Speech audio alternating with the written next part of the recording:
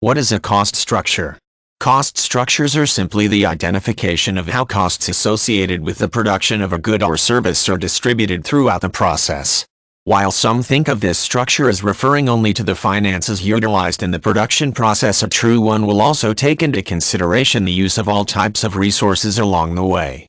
This can include costs such as labor and utilities, as well as back-end costs like sales and marketing expenses. When attempting to create a reasonable picture of the cost structure associated with the production of any type of good or service, the first step is to understand each individual step that occurs. This begins with the development of the idea for the product, the acquisition of raw materials, and the creation of production facilities that are used to create the end product.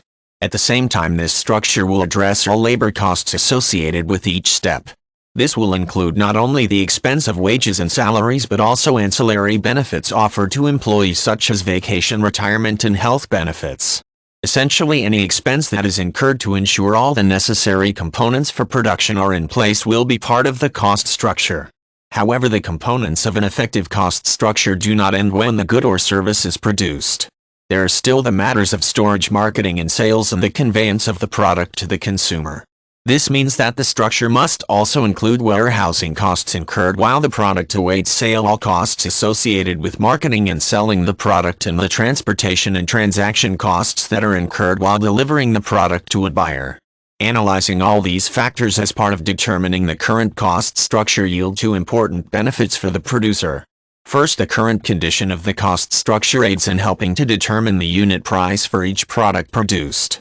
Obviously, the unit cost must exceed the actual expense of producing the product, or the company will soon be out of business. Second, evaluating the expenses that make up the cost structure can often help identify points along the process that can be refined for greater efficiency, or at least a more responsible use of the resources on hand.